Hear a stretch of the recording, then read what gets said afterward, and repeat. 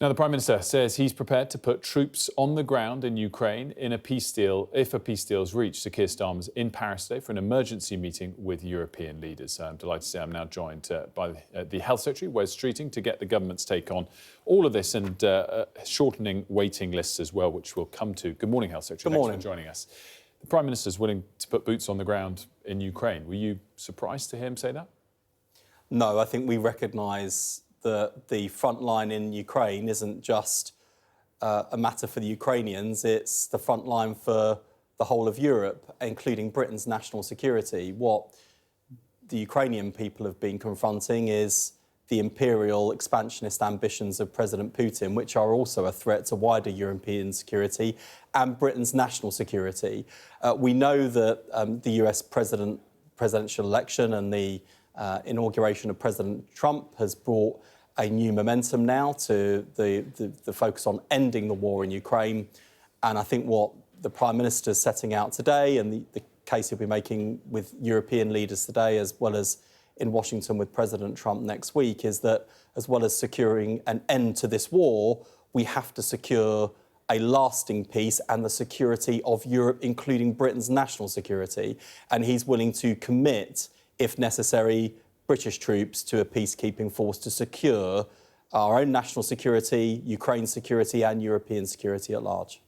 Most people's analysis and a lot of the reporting over the weekend, suggests this would need a boost to our defence spending. Specifically, that would, but more broadly, the new scenario and era that we're in. When you see talk of a need for a boost to defence spending, when you know how tight the public finances are, does it make you concerned that it will mean cuts to your budget that you have at Health? Is that a reality that all cabinet ministers are going to have to contend with? Well, to be honest, we came into government with a commitment to get our defence spending up to 2.5% of GDP. And frankly, for the last 7 months, all of us in government, not just the Prime Minister and Chancellor, all of us in government have been contending with the dire state of the public finances and the choices that imposes on us. It's why we've had to be honest, field some brickbats across a whole series of interviews about what we can and can't afford to do at the moment. But there is no greater priority for any government or any government worthy of the name than the security of the nation. And as I say, the Prime Minister feels this very strongly too. The war in Ukraine isn't just the front line for the Ukrainians, it's the front line for all of us on our continent and across our continent, because we know where President Putin's imperialist expansionist agenda takes him. It takes him to threaten Britain's own national security, which is why we've got to stand together as a NATO alliance, and that's the case that the Prime Minister is making. What I think I'm hearing you say, Health Secretary, is that if, and it's a big if still, it's not definitive, the Prime Minister and the Chancellor say to you, look, we pledged this extra funding, we're going to have to dial it back for the issue of national security, that would be something that you understand. Correct me if I'm wrong on that. I guess to take it a step further, is this national security and things outside of our control that have emerged since the election, is this sufficient a reason to break a manifesto pledge if necessary? Well, we're committed to delivering our manifesto. In fact, today I've been able to announce we've delivered our first step on cutting NHS waiting lists, for example. We'll have the whole second half of the interview on that. In 1 minute. But, things change. National security, as you're outlining, is the priority. If necessary, should taxes go up, some of the taxes that were, understandably at the time, manifesto pledge, because it's needed, because of new events and national security? Look, we don't treat our manifesto lightly. We made all of those commitments in good faith, and we are determined to carry them out and to deliver every single one of them in the same good faith. That's the work all of us are committed to doing. We don't pretend that the choices we face are easy, but we didn't ask to come into government for an easy ride. We came into government because we knew the challenges were enormous. We knew the scale of change that was needed in our country, and people have trusted us to deliver that change. And that's what we're doing. It's why sometimes we've had to make some unpopular decisions in the last 7 months, but we've made those unpopular decisions because we believe they're the right decisions to get Britain out of the massive hole it was left in.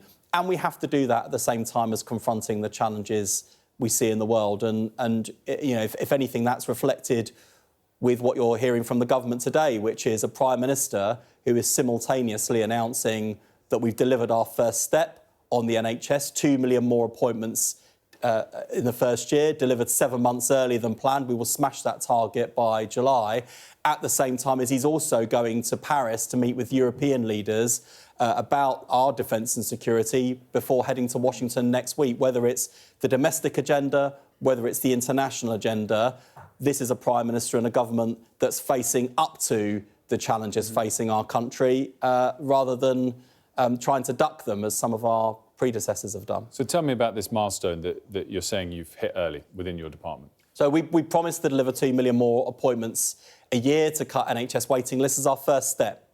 And we've delivered that 7 months early. So from the period of July to November, we delivered 2 million more appointments than the Conservatives did for the same period the previous year.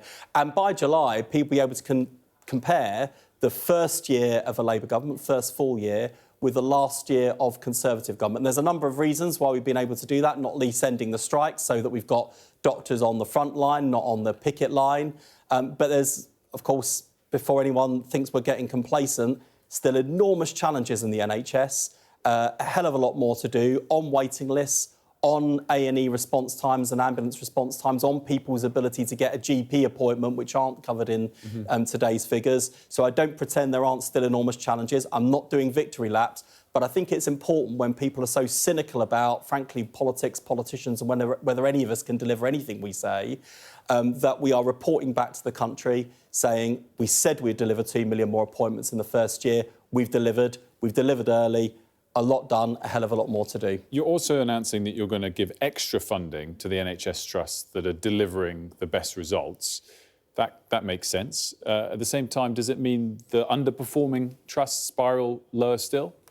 Well, it's one of a range of measures we're putting in place. I mean, I find with the NHS, you've got to have the right incentives and the right penalties. So with those underperforming trusts, we are putting in place measures to support them to improve their performance. And frankly, where it's down to bad leadership, we will manage out poor leadership. But we've got that right combination, I think, set out in the reform plan the Prime Minister and I published at the beginning of January, of both the incentives to go faster, but also the penalties for poor performance as well. Just finally, Health Secretary, I wanted to bring back to the meeting that the Prime Minister's having in Paris today. Of course, it comes at a point where the rhetoric, very clearly from the US towards Europe, has changed. Is there actually an opportunity here, particularly in light of the EU renegotiation that's going on as well in the background, for the UK and Europe as a whole to come together in a practical way? I'm not saying rejoin the EU. I'm just saying, can both sides, for the first time perhaps in a long time, see that it's just worth being sensible on negotiations rather than competing? Well, I think there's a common acceptance across the whole continent that when it comes to defence and security, our prospects are intertwined. And, if you think about what safeguarded Britain's defence and security since the Second World War, it has been the NATO alliance, as well as really important bilateral relationships. The bilateral relationship we have with the United States, essential for Britain's security.